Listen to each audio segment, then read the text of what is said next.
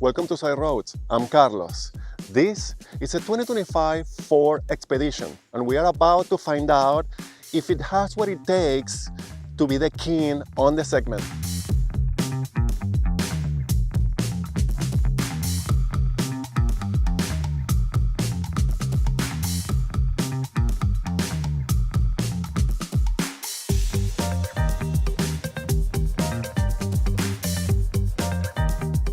The 2025 Ford Expedition comes with a 3.5-liter V6 twin-turbo engine that produces 400 horsepower and 480 pound-feet of torque. And then it has a high-output version that produces 440 horsepower and 510 pound-feet of torque, which is what we have here in the King Ranch version. The engine comes paired with a 10-speed automatic transmission. The Expedition, you can have it in rear-wheel drive or four-wheel drive.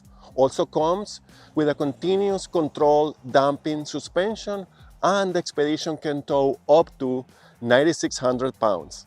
The Expedition competes in the big SUV full-size segment against cars like the Chevrolet Tahoe, the GMC Yukon, the Toyota Sequoia, the Nissan Armada, and the Jeep Wagoneer.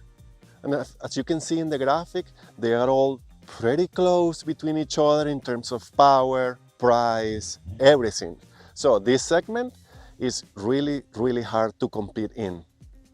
Safety features for the 2025 Ford Expedition are things like Ford Copilot 360 suite, pre-collision assist with automatic emergency braking, blind spot information system with cross traffic alert, lane keeping system with lane centering assist, and reverse brake assist.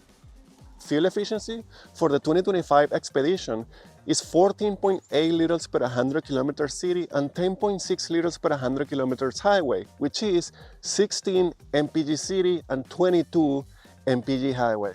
Price for the 2025 Ford Expedition starts in Canada around the 84,000 Canadian dollars, and the top trim goes to around 110,000 Canadian dollars. In the US, the price starts around 62,000 US dollars, and the top trim goes to around 84,000 US dollars.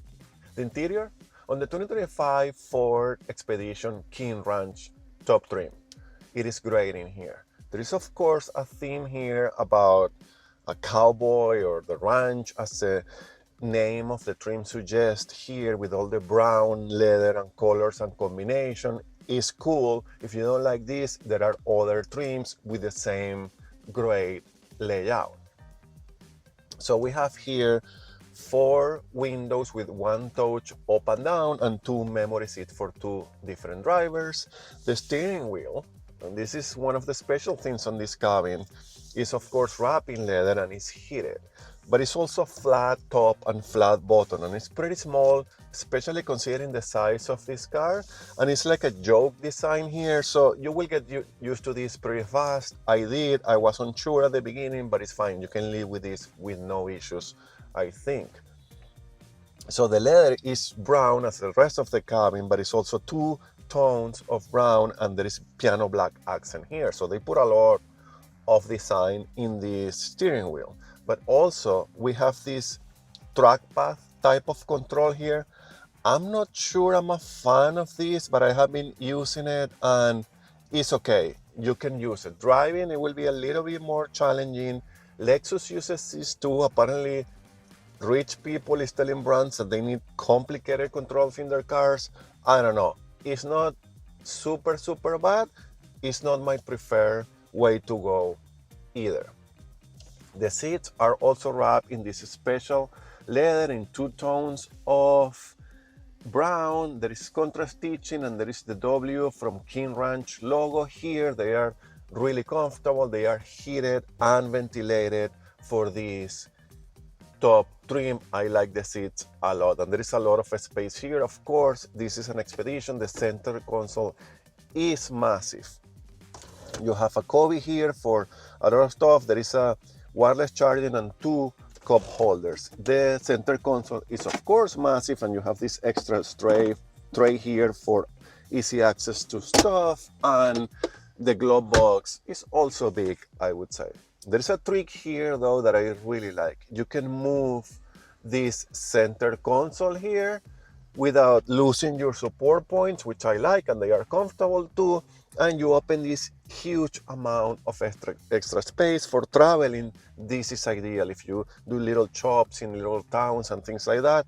This is really handy. It also allows the cup holders in the middle to be closer to the back passengers or take it from there.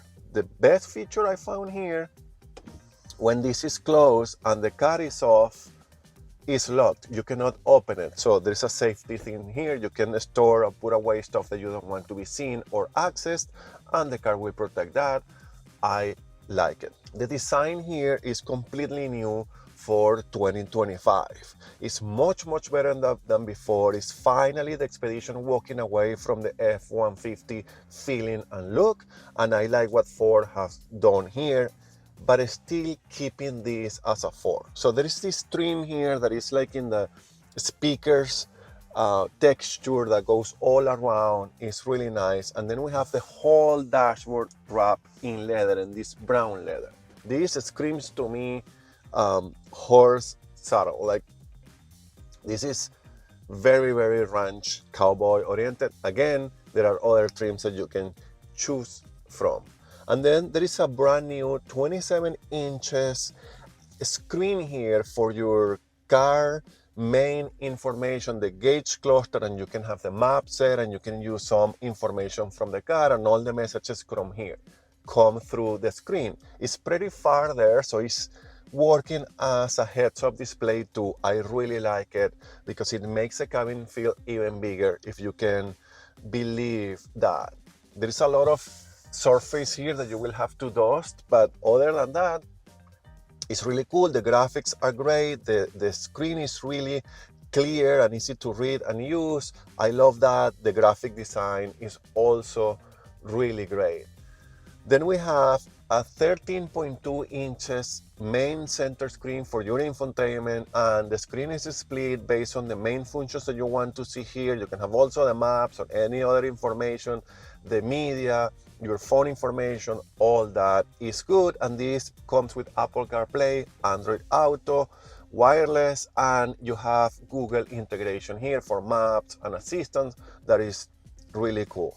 You can, through this screen, also configure what information you want to see in the main screen. That is cool. And you have a 360 pretty clear camera. The air conditioning controls are integrated here on this screen, are easy to see and easy to use. They are always there. You don't have to go through menus, but I think it could be a little bit bigger, and at least the screen turns on pretty quick as soon as you start the car, so you don't have to wait for the screen or the controls for the air conditioning. There is a rotary shifter here, which is typical for Ford, a volume knob, and some direct controls here or buttons for some of the function, including the camera, which is really handy to have. There are in this trim also some wood accents here and some metal accents, and the materials are all soft and high quality. Everything feels very well put together. It feels durable. There is a Ford formula here that is pretty straightforward, with the added of modern touches and the current cars trend, like screens and all that. Really cool. We have this massive panoramic sunroof here as well, and a B&O amazing sounding sound system. Really nice. I like this cabin. I have been super comfortable the whole week. I fit behind myself based on my driving position. Of course, this is a massive vehicle and there is plenty of space for my knees and my height. There are air conditioning controls, air vents. There is this one have captain chair, so it sits 7, but you can have it with a bench seat there. There is a pass-through between the two seats. As I said, we have captain chairs, and the seats can be moved back and forth and reclined. I also fit behind the second row, fully backed in the third row. My knees are closed, but they don't really touch the seat, so that is great. The seats are high and comfortable, so you are not in an awkward position in the third row. there is a window, and they can be reclined, and they are power operated. Really nice. The trunk is massive, of course. It's enough space for daily use when you have the third row up. When you take the third row down, then you have an enormous amount of space for cargo, luggage, whatever you want to carry there. And you can also fold the second row for a maximum amount of cargo. This, to me, is bringing the Expedition to the current era, is making it more competitive, and is telling the other brands and nameplates that Ford is taking the Expedition very seriously. So, how is to drive the 2025 Ford Expedition? And we are driving this King Ranch trim, which is a top trim, by the way. Well, it's great. This car to me is for a very specific and apparently very big segment on the market and type of people. It is huge, but it's good. That makes it like really spacious and comfortable. So let's start with the suspension. It is really nicely balanced. It's extremely comfortable on the highway, especially. And this is still a barium frame vehicle, so it is on the heavy sides and complex sides in terms of building. Is old school. Before, the Expedition used to be an F-150 with family convenience added on, but they keep working it generation over generation to make it a little bit more comfortable, especially. And I think they have achieved that here like 100%. So the suspension is really comfortable in the highway. It is really compliant on the city. In normal roads is really nice. When you go through big bumps, it's a heavy car and a big car, so the suspension have to do the magic there to handle all those type of things. But I like it because you still feel in a rugged car, you still feel that you are in a F-150 utilitarian, strong, well-built, solid vehicle. I like that sensation. There are more expensive vehicles that will work more on the suspension to make it a seamless experience. I like this. I like that it's comfortable, but you can still feel that you are driving this type of car. Really cool. Then we have the insulation in the cabin. It's extremely quiet in here, almost luxury quiet. In the highway, you cannot hear anything. Right now, I cannot hear anything. I'm not driving in the best roads typically for the channel because it's where I live, and the roads in Canada are not the smoothest one in the world. So nothing. I cannot hear the pavement. I cannot hear wind. I cannot hear anything. When you floor the car, you can hear the engine, and I like that too. There is a very little wind noise here, but that's it. And who cares? It's really comfortable. The sound system is a B&O sound system, sounds really great. So with this level of quietness and a good sound system, then the whole experience becomes a lot better too. And I'm sure that's the case for families as well. So nice. This is the top trim, of course, and it feels luxurious and it feels special, but it still feels rugged. And I think that balance and that combination is what I'm liking the most here. The steering is soft. In the softer side. It's not ultra soft, but it's on the softer side, and it's fine because it makes it a lot easier to move around and to do all your stuff in the city, especially on parking and turning and all that. So it's fine there. Visibility is great too. The windows are big, the windshield is massive. There's a lot of space between me and the windshield, so it's very spacious here, and I can see perfectly fine everywhere.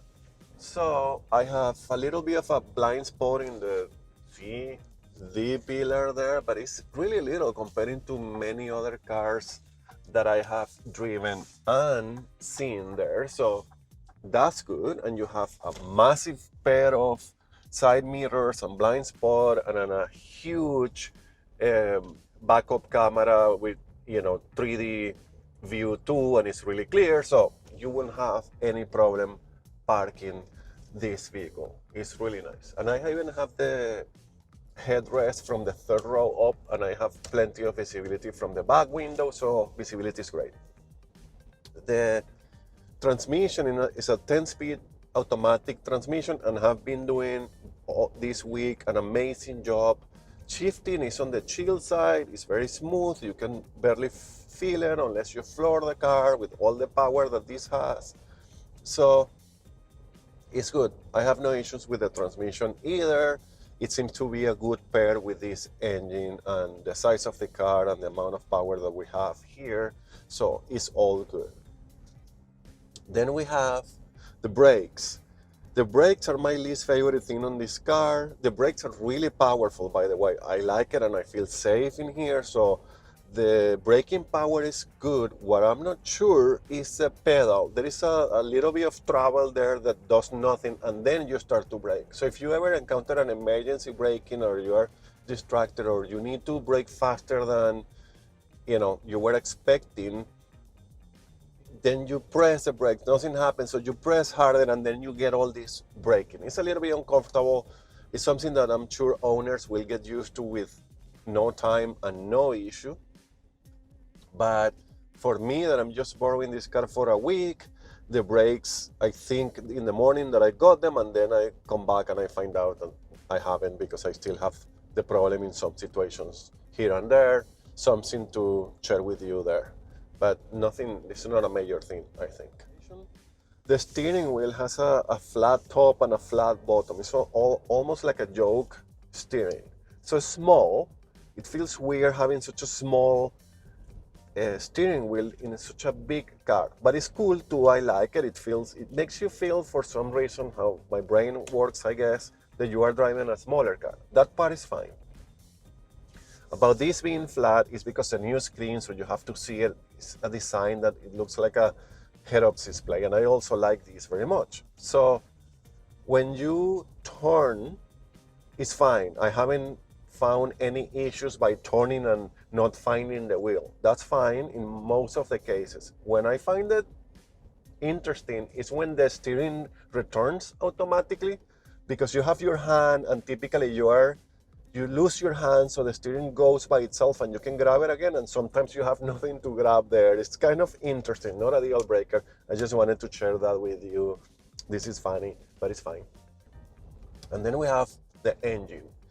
The engine is an amazing development by Ford here. This is a 3.5 little V6 twin turbo and produces 400 to 440 horsepower. We have 440 on this King Ranch top trim, and over 500 pound-feet of torque. So it's a lot of power and a lot of torque for this beast, and I like it because it does a pretty good job moving this massive car. This is a massive car. I will never buy a car like this, but many people need a car like this and like cars like this, and I live in a country area, so it fits all this, and anybody that has this, I'm sure, is super happy with it. And this new year Expedition in particular, I love what they have done in the exteriors and everything, and the interior. This is a really good car overall, but while keeping the Ford feeling of well-built and durability, and it's so solid and somehow still straightforward. You feel like you are in a Ford. I like that. I like the identity of the Ford. I had this feeling with each single Ford that I have driven for the channel so far. So that is really good. I like the Expedition. For if I put myself in the position of those that will buy this product, this is great. It's amazing. It's comfortable. It's powerful. In this top trim, it's really luxurious and special. This year, especially in the interior, it's a huge departure from before without going overly crazy. It's a very good execution from Ford. I like it. In my opinion, Ford has done an excellent job updating the 2025 Ford Expedition. The exterior design is nice. The back tailgate is unique, the front looks aggressive, the interior is tech forward and much more modern than before. Do you think this has enough to take on the other big hitters in this segment?